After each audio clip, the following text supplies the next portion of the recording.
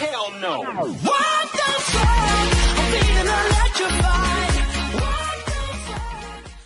Y les presentaremos las leyes de la termodinámica y entropía. Bueno, en el estudio de la termodinámica, especialmente en química, se presentan estas tres leyes de la termodinámica. ¿Qué nos dice la primera? La primera nos dice que la energía no se puede destruir, solo se convierte o se transfiere a otra forma. La segunda ley nos explica a qué dirección, por qué va a una dirección un proceso químico. Y la tercera es una extensión de la segunda. Bueno, los procesos espontáneos. Bueno, en la termodinámica, en especial en química, es necesario saber esto para los procesos industriales y en los procesos de síntesis en laboratorio, para saber cuándo se da una reacción o no se da una reacción. Podemos dar ejemplos de una reacción espontánea, que en sí es cuando, si ocurre una reacción en condiciones específicas, es una reacción espontánea, pero de no ser así, no lo es. Ejemplos de estos son, por ejemplo, una cascada. Espontáneamente sabemos que el agua va a caer. Hierro, en presencia de agua o oxígeno, veremos que se forma herrumbre. Eso es de forma espontánea, pero que la herrumbre se vuelva hierro, eso ya no es espontáneo. Entonces podríamos pensar que un proceso espontáneo siempre habrá una pérdida de energía, pero una disminución, pero esto no es así del todo. Por ejemplo, cuando el agua pasa de sólido a líquido, hay un aumento de la energía, la entalpía, que es positiva. Pero entonces, ¿cómo diferenciamos en un proceso espontáneo? ¿Cómo lo diferenciamos usando la entalpía si la entalpía puede ser negativa o positiva?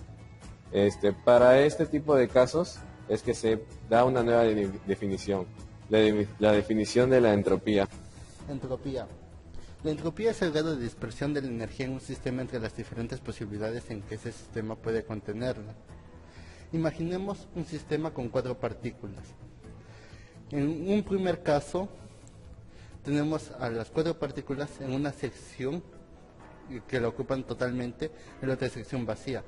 En otro caso, vamos a tener a 3 partículas, una sección y una partícula en la otra sección, lo cual nos da 4 diferentes posibilidades. En el tercer caso, escogemos 2 partículas, cada una para ambas secciones, lo cual nos da 6 diferentes posibilidades.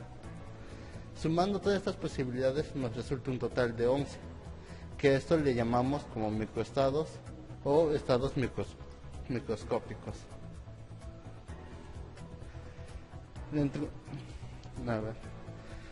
Donde se ve que en la distribución que tiene más microestados es la más probable que se dé a la distribución que tiene menos microestados. En 1868, Boltzmann calculó la entropía como su constante por el logaritmo natural del número de microestados, donde la variación de microestados es igual a la constante de Boltzmann por el logaritmo natural del número de microestados final sobre el número de microestados inicial. Cambios de la entropía.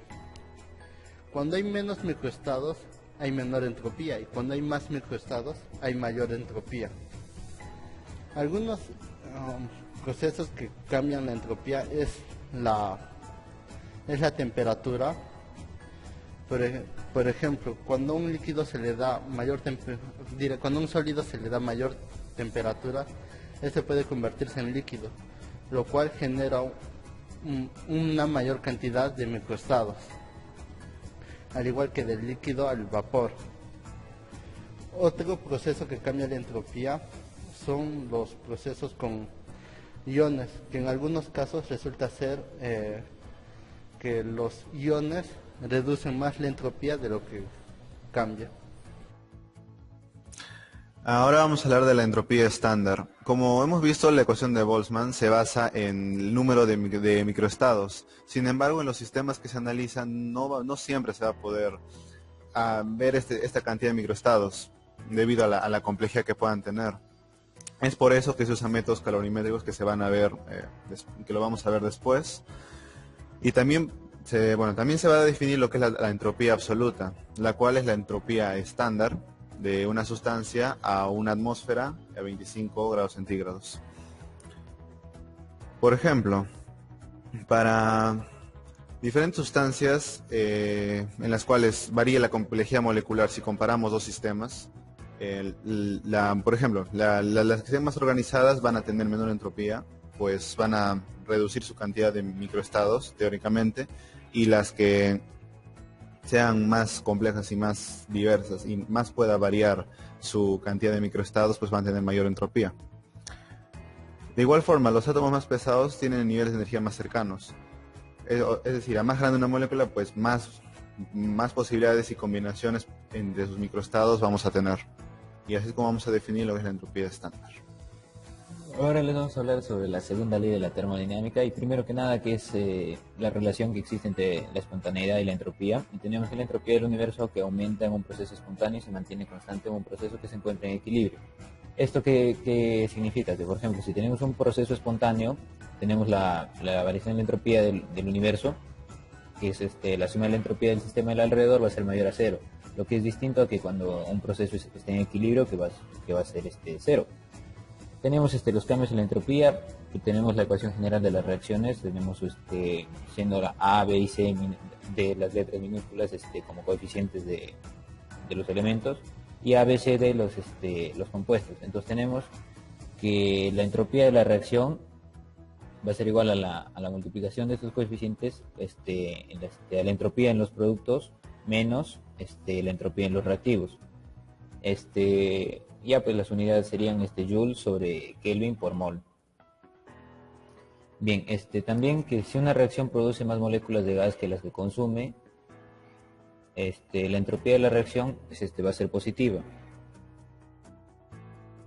Si el número total de moléculas de gas disminuye, también la entropía de la reacción va a ser negativa. Esto porque si es negativo es porque no es espontáneo en esta dirección. Entonces, por lo que quiere indicar es que la dirección va a ser la contraria y va a seguir siendo un proceso espontáneo pero en otra dirección. Y si no hay cambio neto en el número total de moléculas del gas, entonces la entropía de la reacción puede ser tanto positiva como negativa. Pero este valor va a ser relativamente pequeño. O sea, si tenemos la misma cantidad de moléculas tanto en los reactivos como en los productos, puede ser tanto positiva como negativa esta entropía, pero el valor ya no va a ser tan alto como en los dos anteriores casos.